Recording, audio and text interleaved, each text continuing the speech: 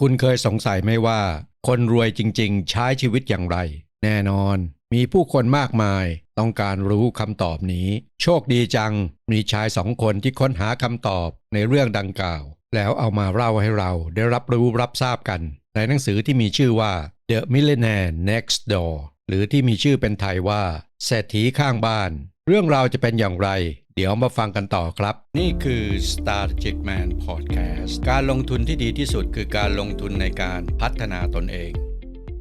โทมัส เจ สเตลเล่และวิลเลียม ดี แดงโกคือชาย2 คนนั้นเรื่องราวก็คือในปี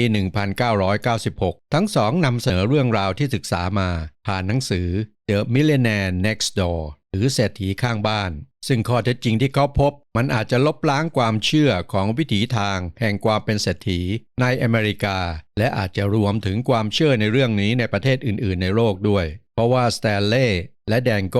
พบว่าภาพคนที่มีความมั่งคั่งส่วนใหญ่ไม่ได้ตรงกับภาพลักษณ์ที่มักเห็นในสื่อพวกเขาไม่ใช่คนที่ใช้ชีวิตหรูหราพักอาศัยในเครือข่ายหรือขับรถหรูแต่กลับเป็นคนที่ใช้ชีวิตอย่างสมถะและมีนิสัยเช่นความมีวินัยความประหยัดและการวางแผนอย่างมีกลยุทธ์ข้อสรุปของสแตนลีย์และแดงโกมีด้วยกัน4 ประเ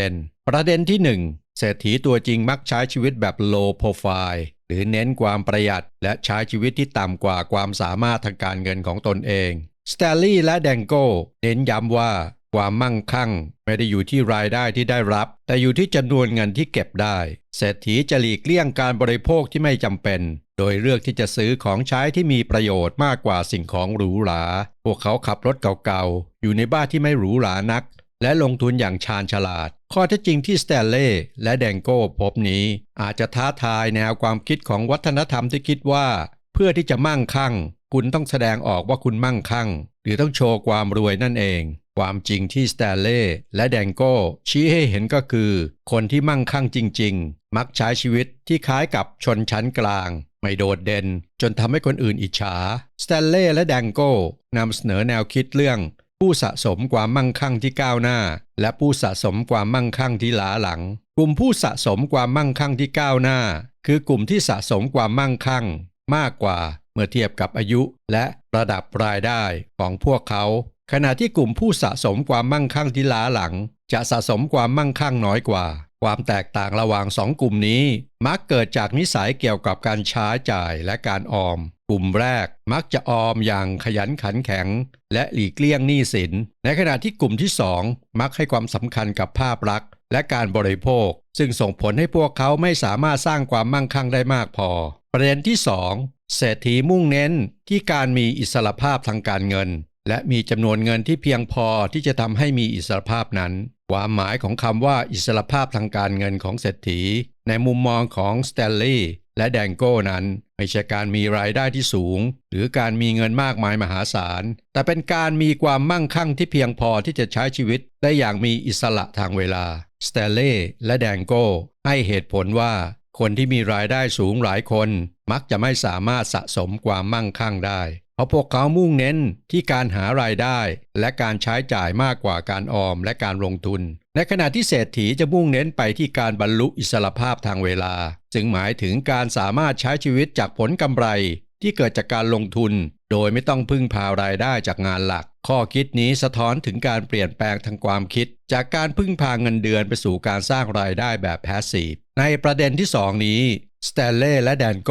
กล่าวว่าเศรษฐีจะให้ความสำคัญกับการวางแผนและการจัดทำแผนการเงินเพื่อเป็นเครื่องมือที่จะทำให้พวกเขาบรรลุอิสรภาพนี้สแตนลีย์และแดงโกจึงแนะนำให้ทุกคนวางแผนและจัดทำแผนการเงินอย่างละเอียดและมีวินัยในการปฏิบัติตามอย่างเคร่งครัดพวกเขาอธิบายว่า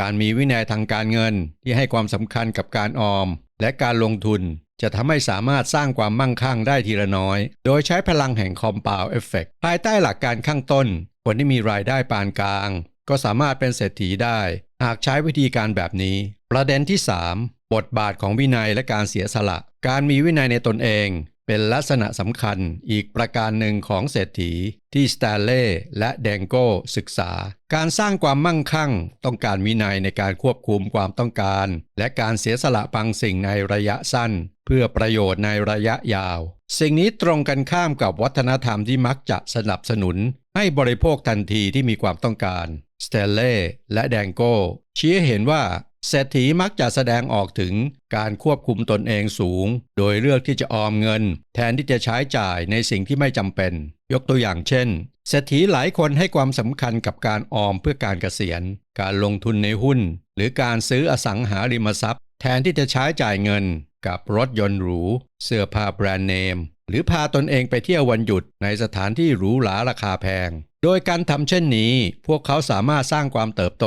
ให้กับความมั่งคั่งของตนเองได้นอกจากนั้นสแตนเล่และแดงโก้ยังเน้นถึงความสำคัญของการตั้งเป้าหมายทางการเงินที่ชัดเจนและทำงานอย่างขยันขันแข็งเพื่อให้บรรลุเป้าหมายเหล่านั้นแม้ว่าจะต้องยอมเสียสละสิ่งสะดวกสบายบางอย่างและประเด็นที่ 4การส่งต่อความมั่งคั่งระหว่างรุ่นและความสัมพันธ์โดยครอบครัวนอกจากนิสัยส่วนบุคคลแล้วเหล่าเศรษฐีจากผลการศึกษาของสแตนเล่และแดงโก้ยังเน้นถึงการส่งต่อความมั่งคั่งระหว่างรุ่นและวิธีที่ครอบครัวที่มั่งคั่งถ่ายทอดค่านิยมและนิสัยทางการเงินแก่ลูกหลานสแตนเล่และแดงโก้พบว่าเศรษฐีหลายคนมาจากครอบครัวชนชั้นกลางและสร้างความมั่งคั่งของตนเองผ่านวินัยในตนเองและการทำงานหนักนอกจากนี้หนังสือยังชี้ให้เห็นว่าการสนับสนุนทางการเงินให้ลูกมากเกินไปอาจเป็นอุปสรรคต่อความสามารถของพวกเขาในการเป็นอิสระทางการเงินสแตนเล่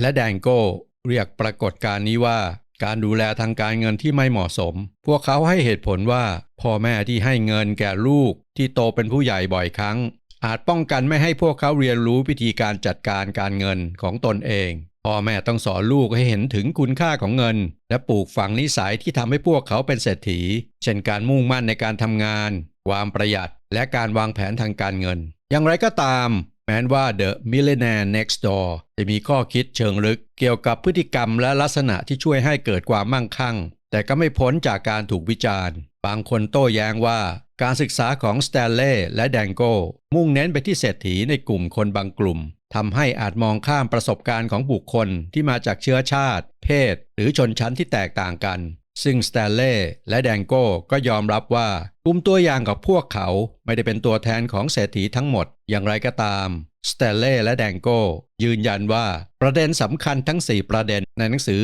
Millionaire Next Doorไม่มากก็น้อยก็ยังคงเป็นประโยชน์สำหรับทุกคนที่ต้องการสร้างความมั่งคั่งในส่วนตัวของผมเองมีความคิดเห็นเพิ่มเติมดังนี้ครับ 1. สาระสำคัญไม่ได้อยู่ที่จะทำตัว low profile ทำตัวติดดินหรือทำตัว high profile โชว์หรูโชว์ความร่ำรวยเพราะการทำตัวอย่างไรเป็นเรื่องของแต่ละคนที่มีรูปแบบความชอบและความพอใจที่แตกต่างกันไปแต่สาระสำคัญก็คือมีความมั่งคั่งเพียงพอที่จะใช้ชีวิตในลักษณะที่มีอิสรภาพทางเวลาในสไตล์ที่ตนเองชอบและมีความสุขหรือไม่ถ้าคนคนหนึ่งสามารถทำตัวอู้ฟู่ดูรวยขับรถหรูก็ไม่ใช่สิ่งผิดถ้าหากได้สะสมความมั่งคั่งไว้เพียงพอหรือมีความมั่งคั่งเพียงพอที่พอจะทำตัวอู้ฟู่หรูหราได้แต่เลือกที่จะทำตัว low profile เป็น Millionaire Next Door หรือเศรษฐีข้างบ้านตามข้อเท็จจริงที่สแตนเล่และแดงโก้ศึกษามันก็ไม่ใช่เรื่องผิดสิ่งสำคัญของไลฟ์สไตล์ทั้ง2แบบก็คือ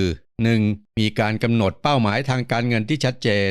2. มีการวางแผนและจัดทำแผนการเงินเพื่อใช้เป็น Action Plan ในการไปสู่การบรรลุเป้าหมายทางการเงินและ 3. ก็คือการมีวินัยที่เคร่งครัดที่จะทำให้ได้ตามแผนการเงินที่วางไว้ว่าแต่ว่าเพื่อนๆต้องการเป็นเศรษฐีแบบไหนครับแบบ Millionaire Next Door หรือเศรษฐี Low Profile หรือว่าเป็นเศรษฐีแบบอู้ฟู่หรูหรา